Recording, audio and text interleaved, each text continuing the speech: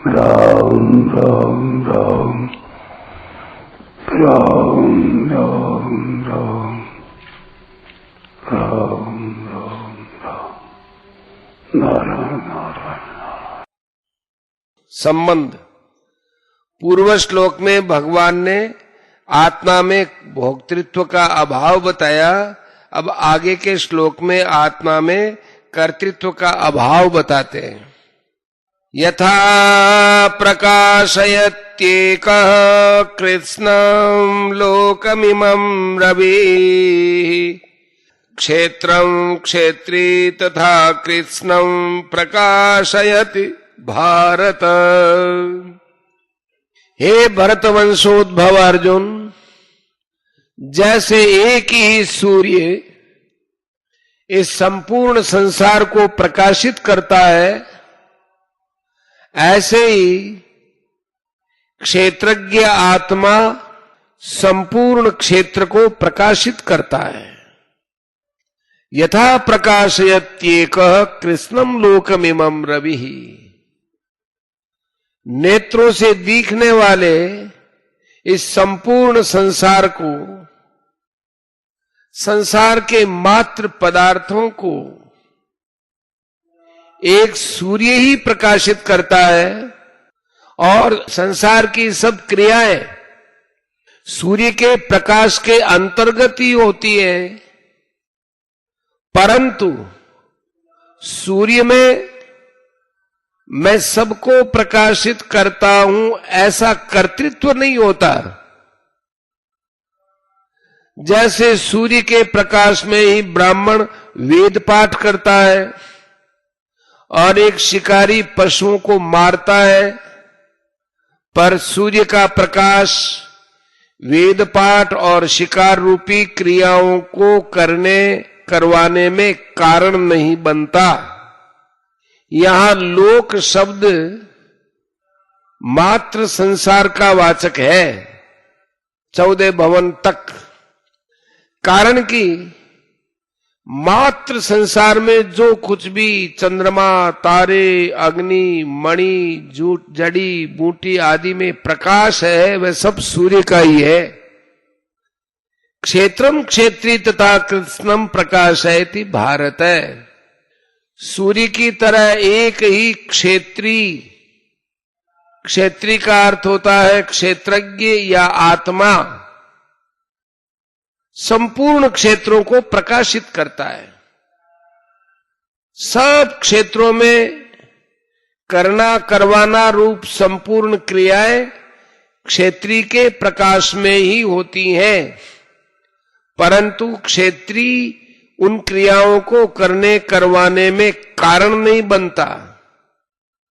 सूर्य तो केवल स्थूल संसार को ही प्रकाशित करता है और उसके प्रकाश में स्थूल संसार की ही क्रियाएं होती है, पर क्षेत्री केवल स्थूल क्षेत्र को ही प्रकाशित नहीं करता, प्रत्युत वह स्थूल, सूक्ष्म और कारण तीनों क्षेत्रों को प्रकाशित करता है तथा उसके प्रकाश में स्थूल, सूक्ष्म और कारण तीनों शरीरों की संपूर्ण क्रियाएं होती है।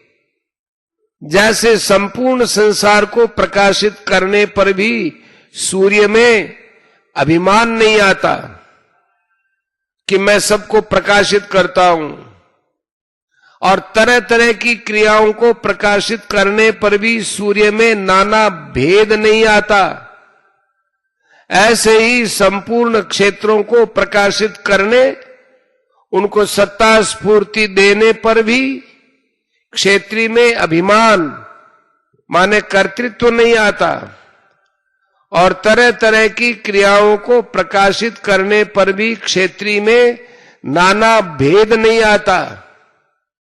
वह क्षेत्री सदा ही ज्यों का त्यों निर्लिप्त असंग रहता है। कोई भी क्रिया तथा वस्तु बिना आश्रय के नहीं होती और कोई भी प्रतीति बिना प्रकाश के नहीं होती, कोई ज्ञान के बिना नहीं होती। क्षेत्री संपूर्ण क्रियाओं, वस्तुओं और प्रतीतियों का आश्रय और प्रकाशक है। परिशिष्ट भाव, जैसे सूर्य संपूर्ण जगत को प्रकाशित करता है और उसके प्रकाश में संपूर्ण शुभ अशुभ क्रियाएं होती हैं, पर सूर्य उन क्रियाओं का न तो कर्ता बनता है न भोक्ता ही बनता है, ऐसे ही स्वयं संपूर्ण लोकों के सब शरीरों को प्रकाशित करता है, अर्थात सत्ता स्फूर्ति देता है, पर वास्तव में स्वयं न तो कुछ करता है न लिप्त ही होता है। उसमें न कर्तृत्व आता है न भोक्तृत्व आता है। तात्पर्य यह है कि स्वयं में प्रकाशकत्व का अभिमान भी नहीं है। करने की जिम्मेवारी उसी पर होती है जो कुछ कर सकता है। जैसे कितना ही चतुर चित्रकार हो, पर बिना सामग्री के वह चित्र नहीं बना सकता।